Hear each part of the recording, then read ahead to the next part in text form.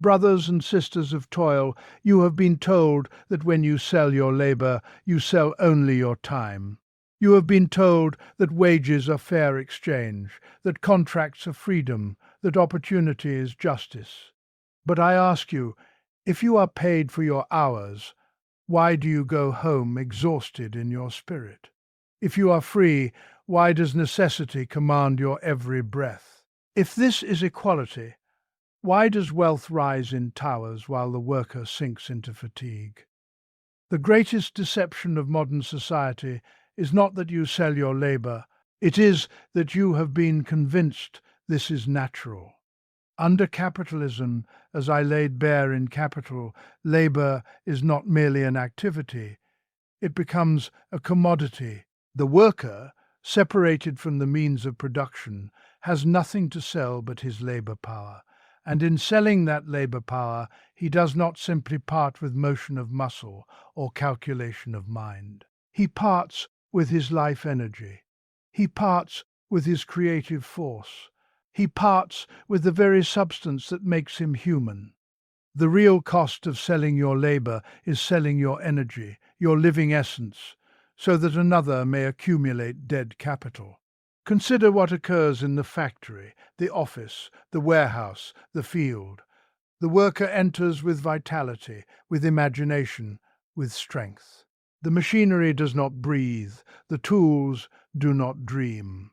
They are dead instruments, yet when the worker sets them in motion, he breathes life into them. He animates capital. He transforms raw material into value. He transforms time into profit. But here lies the crime. The value you create exceeds the wage you receive. Your surplus flows not back to you, but upward into the hands of the capitalist. This is not misfortune. It is not accident. It is exploitation structured into the very fabric of the system. They call it productivity. I call it extraction. They call it growth. I call it accumulation of stolen energy. The capitalist does not simply buy your hours. He buys your capacity to produce more value than he pays you. That difference, surplus value, is the foundation of his wealth and the source of your exhaustion. In every commodity glittering in the marketplace, there is crystallized human energy. In every mansion erected upon the hill, there are invisible hours of stolen vitality. And what does the worker receive? A wage sufficient to survive, just enough to return tomorrow and repeat the process. Just enough to restore the energy that will again be drained. This is not exchange between equals. It is a system of organized dependence. In the Communist Manifesto, I wrote that the history of all hitherto existing society is the history of class struggles. This struggle today is not waged merely over coins and contracts. It is waged over energy itself, over who controls the living force of society. The bourgeoisie controls the means of production, and therefore controls the conditions under which your energy is spent. They determine the length of your working day. They determine the speed of your labor. They determine whether your creativity serves your own flourishing or their profit margins. And they dare to call this freedom. What freedom exists when survival depends on submission? What liberty exists when refusal means starvation? The worker is free in a double sense. Free to sell his labor power and free of ownership over the tools necessary to live without selling it. This freedom is a cruel irony. But the cost is not merely economic, it is spiritual, it is social, it is human. When you sell your labor under these conditions, you become alienated from the product of your work, which does not belong to you, alienated from the process of production, which is dictated to you. Alienated from your fellow workers who are forced into competition against you, and alienated from your own human potential, which is reduced to a function of profit. Alienation is not poetry, it is lived reality. It is the emptiness you feel when your work has no meaning beyond a paycheck. It is the rivalry between workers scrambling for limited positions. It is the sense that your creativity has been chained to a desk, a machine, a schedule designed by another.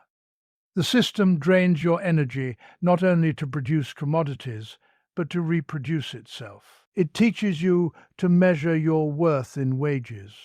It persuades you that exhaustion is virtue. It convinces you that burnout is personal weakness rather than structural violence. But let us be clear, the problem is not the workers' fatigue. The problem is a system that thrives on it. Capital is accumulated labor, dead labor, that dominates living labor. Each day, living energy revives dead capital, and each night that living energy is diminished. The worker grows older, weaker, more replaceable. The capitalist grows wealthier, more powerful, more secure. This inversion, where the living serve the dead, is the true obscenity of capitalism. Yet history does not stand still. The same process that exploits you also binds you together.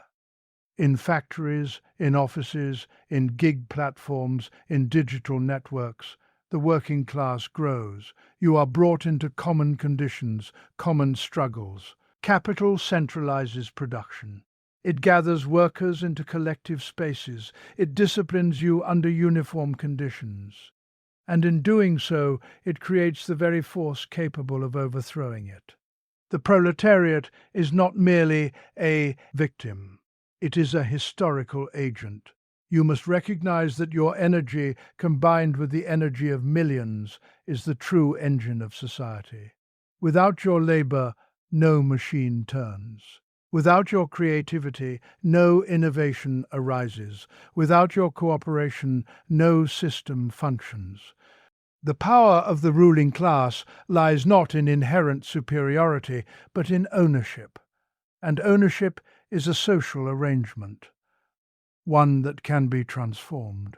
Imagine a society where the means of production are held collectively, where your energy is not siphoned upward into private accumulation, but directed toward shared prosperity. Where work is organized not for profit, but for human need, where the product of your labor belongs to you and your community. In such a society, labor would cease to be a mere survival mechanism. It would become self-realization. Production would no longer be alienated compulsion, but conscious cooperation. This is not utopian fantasy. It is the logical resolution of the contradictions embedded in capitalism itself. But no ruling class surrenders power voluntarily. Workers of all lands must recognize their common condition. You must reject the myth that individual escape is liberation. You must reject the illusion that harder work within the same structure will free you. The chains that bind you are systemic. The response must be collective. Organize in your workplaces. Build solidarity across industries. Refuse to be divided by race, nationality, or creed. Divisions manufactured to fracture your unity. Understand your position not as isolated employees, but as members of a class whose energy sustains the world. The real cost of selling your labor is not counted in dollars. It is counted in drained vitality, in suppressed potential, in generations confined to endless cycles of production and consumption. But the real power of labor lies in its ability to withhold itself. When the working class recognizes its strength, when it understands that it is the source of all value, the foundation of exploitation begins to crack. You are told that the system is eternal. It is not. Feudalism once seemed eternal. Slavery once seemed natural. Every system of domination proclaims its permanence until the oppressed discover their power. The choice before you is not between comfort and struggle. It is between continued depletion and conscious transformation. Will you continue to sell your energy so that others may hoard it as capital? Or will you reclaim that energy and direct it toward a society built on equality, solidarity, and shared abundance? The world you inhabit is shaped by human hands. Those hands are yours. Workers, recognize your power, organize your strength, reclaim your energy. For when the living cease to serve the dead, history moves. Under capitalism, labor power appears in the marketplace as a commodity indistinguishable in form from cotton, iron, or coal. Yet this commodity is unlike any other, for it is inseparable from the living human being who bears it. When the worker enters the market, he does not bring finished goods to sell. He brings his capacity to work, his strength, his skill, his intellect, his creativity. Deprived of ownership over land, factories, machinery, and capital, he possesses only this capacity. Thus, in order to live, he must sell it. The transaction is presented as free and equal, wages in exchange for time. But beneath this surface lies a deeper reality. What is sold is not merely hours on a clock, but living energy, the vital force that animates production itself. Labor power becomes a commodity only under specific historical conditions. The worker must be legally free to sell his capacity, yet materially compelled to do so because he lacks independent access to the means of subsistence. This dual condition freedom and dispossession defines the modern proletariat. Unlike the serf bound to land or the slave owned outright, the wage laborer is formally free, but his freedom is hollow, for survival depends on entering into a contract that transfers control of his activity to another. The capitalist purchases labor power for a wage that corresponds roughly to the cost of maintaining and reproducing the worker: food, shelter, clothing, and the upbringing of future workers. This wage represents not the full value the worker creates, but the minimum necessary to sustain him as a functioning bearer of labor power. Once the contract is signed, the capitalist gains the right to use this commodity for a specified period. And here, the peculiar nature of labor power reveals itself. Unlike other commodities, labor power has the unique capacity to create value greater than its own cost. In the workshop or office, the worker expends energy transforming raw materials into commodities. During part of the working day, he produces value equivalent to his wage. But the day does not end there. He continues to labor, generating additional value that does not return to him. This surplus value is appropriated by the capitalist as profit. The difference between what labor power costs and what it produces is the foundation of accumulation. Thus, the sale of labor power is not an equal exchange between independent parties. It is a structured relation of exploitation. The worker receives wages that correspond to his subsistence, while the capitalist claims ownership over the full product of his activity. The more efficiently the worker produces, the greater the surplus extracted. Technological advances, intensified work rhythms, extended hours, each innovation is directed not toward easing the worker's burden, but toward maximizing the extraction of living energy. Machinery, which could liberate humanity from excessive toil, becomes instead an instrument for disciplining labor and expanding surplus value. The commodification of labor power also reshapes human experience. When work becomes something sold to another, it ceases to be a direct expression of individual purpose. Activity is no longer undertaken because it fulfills a need or expresses creativity, but because it secures wages. The worker's energy is subordinated to external control. The process of production is dictated by management. The pace is set by the machine or the market. The aim is profit rather than human development. In this arrangement, the worker becomes an appendage to capital, his vitality consumed in the service of accumulation. Moreover, the value of labor power is subject to the fluctuations of supply and demand. When unemployment rises, wages fall. When labor is abundant, its price diminishes. The worker's living energy is treated as a variable cost to be minimized.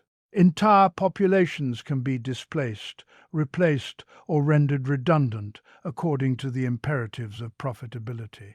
The commodification of labor power reduces human life to an input in a calculation of returns. Yet the paradox remains. Capital depends entirely on the labor power it exploits.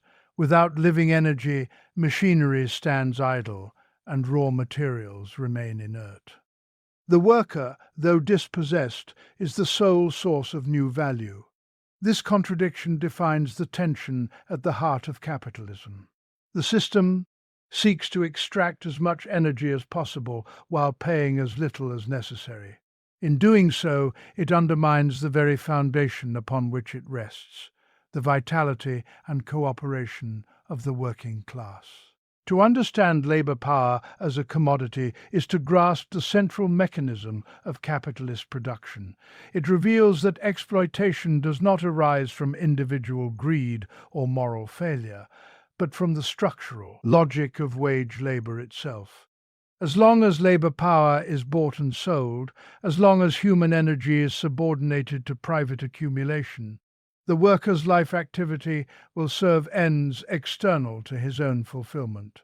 The marketplace may cloak this relation in the language of equality and freedom, but beneath the exchange lies a continuous transfer of living energy into accumulated capital, a process that transforms human potential into profit and binds the worker's existence to the imperatives of accumulation.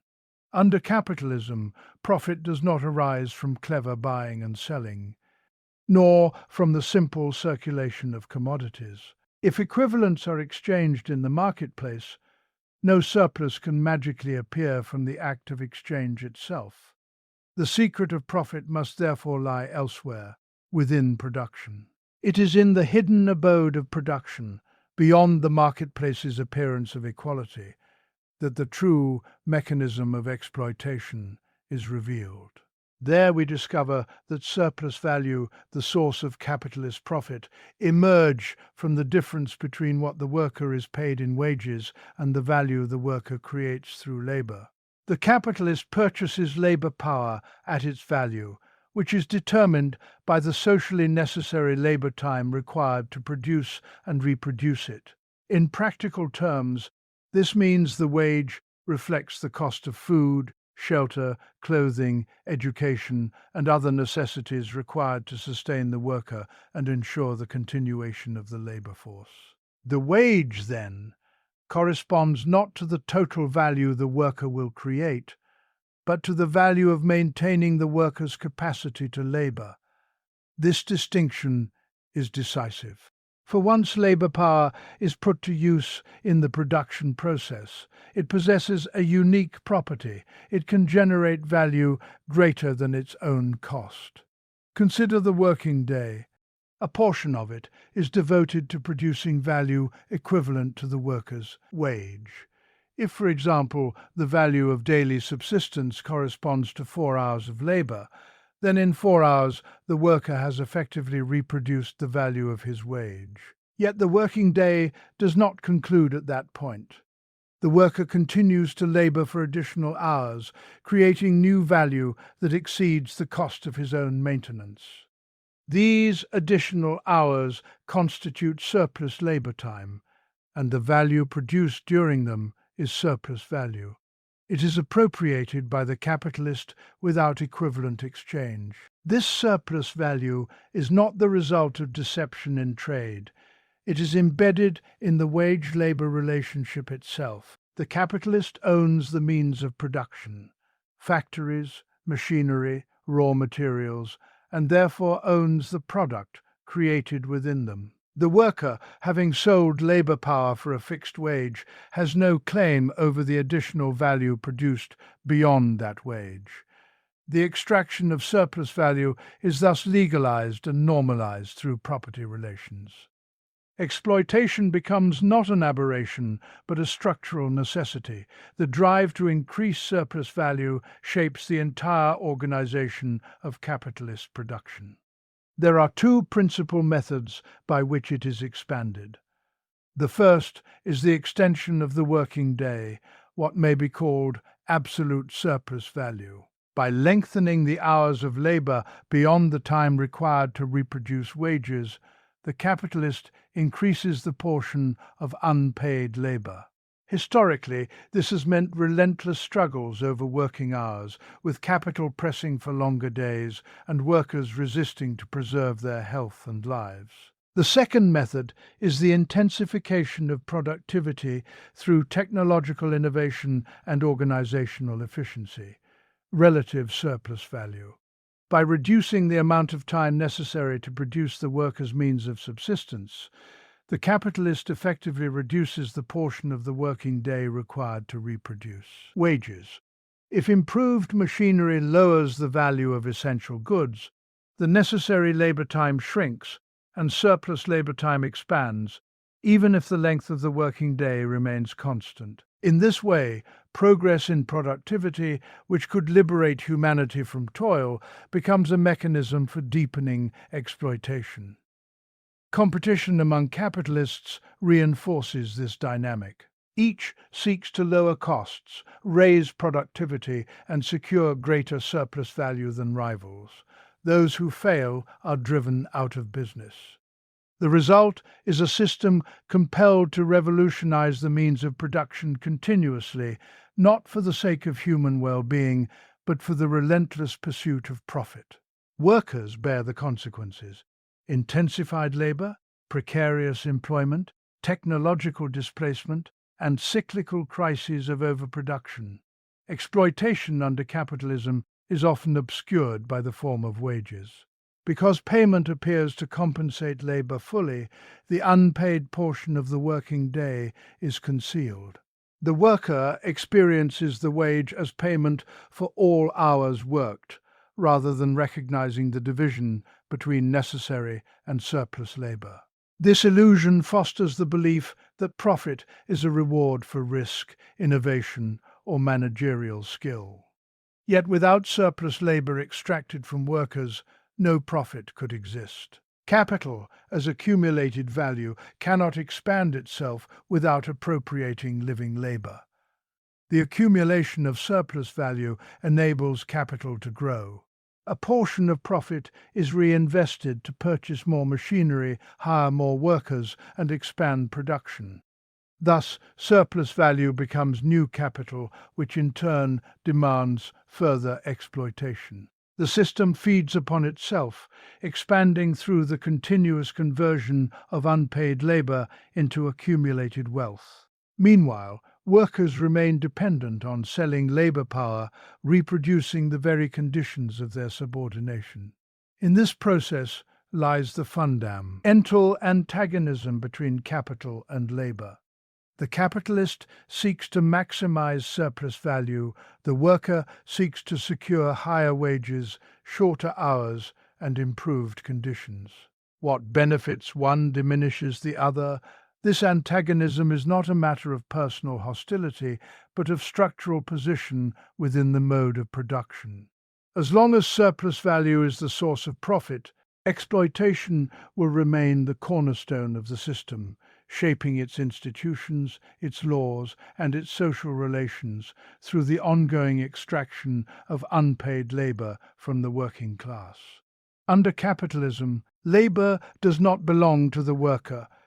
It confronts him as something external, coerced, and estranged. What should be the free expression of human creativity becomes instead a means of survival, performed not because it fulfills an inner need, but because wages demand it. In this inversion lies the essence of alienation. The worker becomes separated from the product of his labor, from the process of production, from his fellow human beings, and ultimately from his own human potential. First, the worker is alienated from the product he creates. The object fashioned by his hands or mind does not belong to him. It belongs to the capitalist who owns the means of production. The more diligently the worker produces, the more powerful the world of objects becomes, yet this world stands opposed to him. Commodities fill the marketplace, wealth accumulates in warehouses and accounts, but the worker's share remains limited to wages.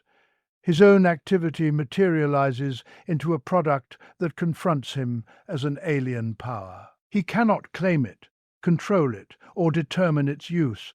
What he produces may even return to dominate him, as machinery replaces him or as goods become instruments of further exploitation.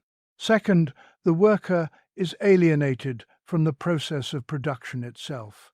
Labor, which should be a conscious and pure, poseful activity, is reduced to repetitive motion dictated by external authority. The rhythm of work is set by the clock, the assembly line, the algorithm. Decisions about what to produce, how to produce it, and for whom it is produced are made not by those who labor, but by those who own. The worker's role becomes fragmented and mechanical, often confined to a single task repeated endlessly. In such conditions, labor ceases to be self-directed activity and becomes enforced exertion. It is experienced not as life's fulfillment, but as its denial, something to be endured rather than embraced. Third, alienation extends to the worker's relationship with others. Capitalism organizes production through competition. Workers are compelled to compete for employment, promotions, and wages. The labor market pits one against another, transforming potential solidarity into rivalry. Even within the workplace, hierarchical structures divide supervisors from subordinates, managers from laborers. Instead of cooperating as equals toward shared goals, workers are positioned as instruments within a system designed for profit. Social bonds are strained by insecurity and economic pressure. Human connection becomes secondary to performance metrics and efficiency targets. Finally, and most profoundly, the worker becomes alienated from his own human potential, what may be called his species being. Human beings are distinguished by their capacity for conscious, creative activity. They imagine, design, and shape the world according to shared purposes. Yet when labor is subordinated to capital, this creative essence is stifled. Work no longer expresses individuality or communal aspiration. It becomes a mere necessity for survival. The worker's intellectual and imaginative faculties are constrained by the demands of production. Over time, this estrangement penetrates deeply, producing feelings emptiness, powerlessness, and disconnection. Alienation is not merely a psychological condition. It is rooted in material relations. It arises because the means of production are privately owned and because labor power must be sold as a commodity. As long as workers lack control over the conditions of their work, they will remain estranged from its outcomes. Even technological advancement, which could reduce toil and expand creative freedom, often intensifies alienation. Machines dictate pace and method. Digital systems monitor productivity. Automation threatens displacement. Instead of empowering the worker, technology becomes an instrument of surveillance and discipline. The culture surrounding labor reinforces this estrangement. Success is measured by income and status rather than by meaningful contribution. Consumption is presented as compensation for exhausting work. Individuals are encouraged to view their careers as personal brands, masking structural constraints as individual choices. The language of flexibility and opportunity, conceals insecurity and dependency. In this environment, alienation becomes normalized, its symptoms treated as personal failings rather than systemic effects. Yet the very experience of alienation reveals a contradiction. Workers sense that their labor could be different, that it could be cooperative, purposeful, and fulfilling. The awareness of estrangement points to the possibility of overcoming it. Alienation is not an eternal condition. It is historically specific to a mode of production in which labor serves capital rather than human development. If the means of production were collectively owned, if workers democratically determined the aims and methods of their activity, labor could become an expression of shared creativity rather than a source of separation. In recognizing alienation, one uncovers the human cost of a system that subordinates life to profit. The worker's separation from product, process, community, and potential is not accidental but inherent in the wage-labor relation. The restoration of wholeness requires transforming the material conditions that produce estrangement, reclaiming control over production, and reorienting labor toward collective well-being and conscious self-realization. The history of human society is not a tranquil procession of harmony and gradual improvement. It is a record of conflicts rooted in material conditions, from ancient slave societies to feudalism and into modern capitalism. Each epoch has been defined by antagonisms between classes whose interests stand opposed. In the present age, this antagonism takes the form of struggle between bourgeoisie and proletariat. This conflict is not incidental to the functioning of capitalism. It is the very engine of its motion, the force that propels social transformation. The bourgeoisie emerged as a revolutionary class within feudal society. Through commerce, industry, and the expansion of markets, it shattered the rigid hierarchies of aristocratic rule. It centralized production, developed new technologies, and reorganized society according to the imperatives of exchange and profit. In doing so, it created unprecedented productive power. Yet the same process that elevated the bourgeoisie gave rise to its counterpart, the proletariat, a class of wage laborers dispossessed of the means of production and compelled to sell labor power to survive. The relationship between these classes is defined by exploitation. The bourgeoisie owns factories, land, machinery, and capital. The proletariat owns only its capacity to work. From this unequal foundation arises the extraction of surplus value, the source of profit and accumulation. The interests of these classes are irreconcilable. The capitalist seeks to maximize surplus value by extending working hours, intensifying labor, and reducing wages. The worker seeks to secure higher wages, shorter hours, and humane conditions. What benefits one diminishes the other. Their struggle is therefore structural, embedded in the organization of production itself.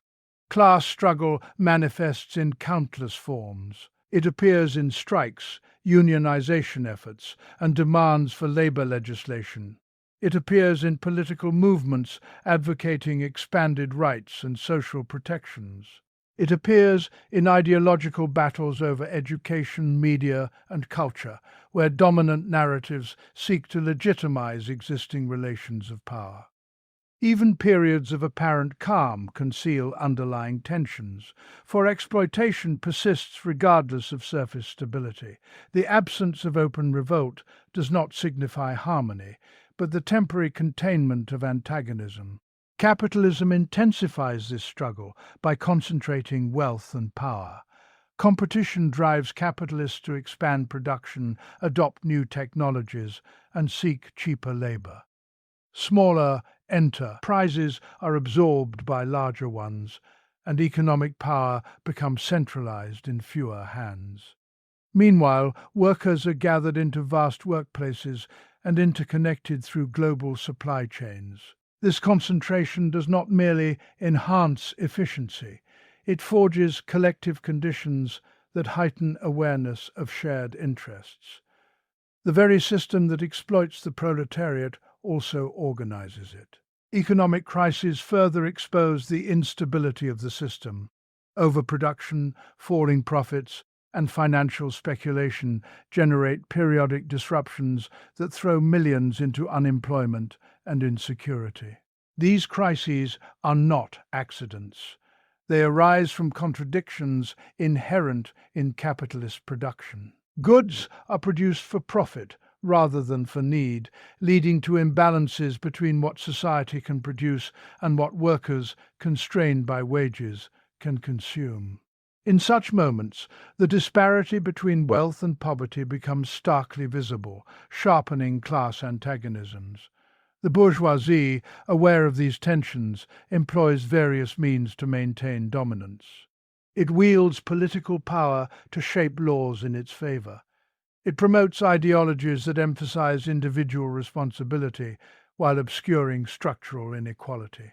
It fosters divisions along lines of nationality, race, gender, and religion to fragment potential solidarity among workers. Yet these strategies cannot abolish the material basis of conflict. As long as the means of production remain privately owned and labor remains commodified, the struggle endures. The proletariat's strength lies not in isolated individuals, but in collective action. Through organization, workers can challenge exploitation, secure reforms, and assert political influence. Trade unions, political parties, and social movements become instruments of resistance.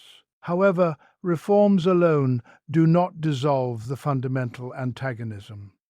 They may mitigate its harshest express, but they leave intact the core relation of wage labor and capital.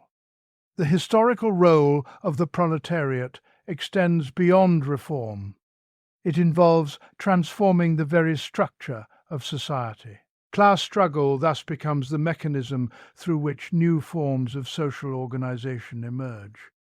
Just as the bourgeoisie once overturned feudalism, the proletariat possesses the potential to transcend capitalism. By abolishing private ownership of the means of production and establishing collective control, it can eliminate the basis of exploitation. Production would then be oriented toward human need rather than profit, and social relations would no longer be governed by the pursuit of surplus value. This transformation is not predetermined in its details, nor guaranteed in its timing. It depends upon consciousness, organization, and material conditions. Yet the driving force remains the same: the conflict between those who own and those who labor. In every demand for justice, in every act of solidarity, in every confrontation over wages and rights, the deeper movement of history is present. Class struggle is not a slogan. It is the dynamic through which societies confront their contradictions and move toward new configurations of power, property, and possibility. Under capitalism, the worker stands isolated in appearance, yet bound together in reality. Each individual must sell labor power to survive, and this necessity creates the illusion that struggle is personal, that advancement depends upon individual effort alone. But the conditions of production tell another story. Workers labor side by side in factories, offices, warehouses, fields, and digital networks. They are linked by supply chains, communication systems, and shared dependence on wages. This interconnectedness is not incidental. It is the material foundation for collective organization. What appears as fragmente, de-labor, is, in truth, a unified social force waiting to recognize itself. Capital organizes workers for its own purposes. It concentrates them in large enterprises, disciplines them under common rules, and subjects them to similar pressures. In doing so, it inadvertently creates the preconditions for solidarity. When workers confront the same employer, the same machinery, the same schedules and constraints, they begin to perceive that their grievances are not individual misfortunes, but structural realities. The realization that exploitation is shared transforms private dissatisfaction into collective awareness. Consciousness emerges from common experience. Yet recognition alone is insufficient. Organization is the decisive step. Without structure, communication, and coordinated action, the power of labor remains dormant. Trade unions, councils, associations, and political movements serve as instruments through which workers articulate demands and defend their interests. Through collective bargaining, strikes, and demonstrations, they assert that labor is not a passive commodity but an active force. Organization converts scattered resistance into unified strength. The power of collective action lies in labor's indispensability. Every machine requires human oversight. Every service requires human participation. Every system relies upon human cooperation. When workers withhold their labor in a strike, production halts. When they refuse compliance, the smooth functioning of capital is disrupted. This capacity to interrupt the flow of profit reveals a fundamental truth. The working class sustains society. Capital accumulates only because labor animates it. To recognize this is to perceive the leverage inherent in unity. Revolution in this context is not merely an outburst of anger, but the culmination of organized struggle. It represents the moment when the working class moves beyond defensive measures and seeks to transform the very structure of ownership and power. Reforms may alleviate immediate suffering, but they do not abolish exploitation. As long as the means of production remain privately controlled, labor's energy will continue to serve accumulation rather than collective well-being. Revolution aims to alter this foundation, replacing private appropriation with collective control. Such transformation requires discipline and clarity of purpose.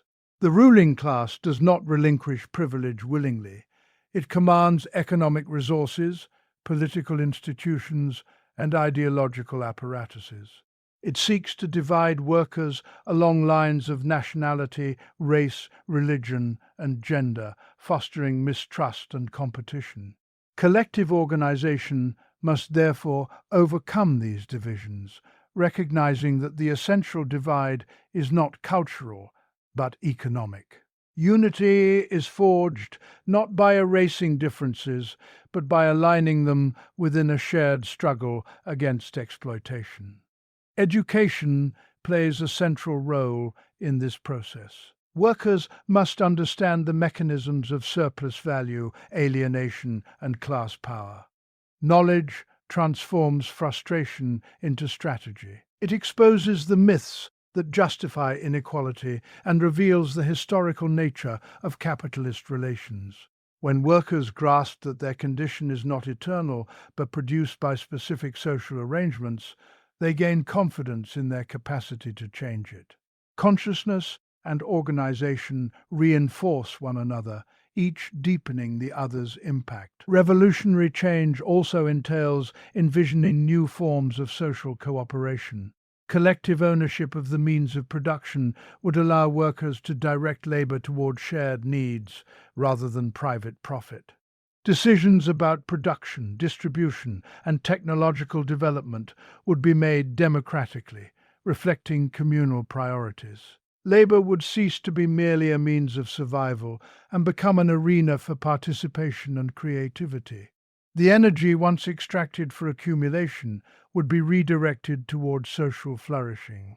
The path to such restructuring is neither simple nor uniform. It unfolds through struggles large and small, through alliances and setbacks, through periods of advance and retreat. Yet the underlying principle remains constant. Only unified working class action can reclaim the energy that sustains society. Isolated individuals may endure exploitation. Organized masses can challenge it. The transformation of society depends upon the recognition that labor's collective power exceeds the authority of capital, and that through solidarity, discipline, and shared purpose, workers can reshape the conditions under which they live and work, asserting control over production and redefining the direction of social development. Brothers and sisters, we have stripped away the illusions. We have seen that when you sell your labor, you sell your living energy. We have uncovered that profit is born not from fairness, but from surplus value extracted from your unpaid hours. We have exposed alienation as the silent theft of your creativity, your dignity, your human essence. We have recognized class struggle as the driving force of history itself. And we have affirmed that only collective organization can transform this condition. Now, the question is not whether exploitation exists. The question is whether you will continue to accept it as destiny. The Yestum, depends on your exhaustion, yet fears your unity. It survives by convincing you that you are alone, that your struggle is personal failure rather than structural design. But when you understand your position as a class, when you see that millions share your condition, the foundation of that system begins to tremble. You are not powerless. You are the source of all value. Every factory that hums, every office that functions, every network that connects the world does so because your energy animates it. Without labor, capital is inert. Without workers, profit evaporates. The strength you seek has always been in your hands. History does not move because the powerful wish it so. It moves when the oppressed refuse to remain silent. It moves when scattered individuals become organized forces. It moves when labor recognizes itself as the architect of society and demands control over its own destiny. The real cost of selling your labor has been your vitality, your time, your unrealized potential. But the real power of labor lies in reclaiming that energy, not as isolated sellers of labor power, but as a united class determined to reshape the world. Let the final lesson be clear. You are not merely participants in this system, you are its creators. And what human hands have built, human hands can transform. Workers, organize. Workers, unite. Workers, reclaim your energy and remake the world.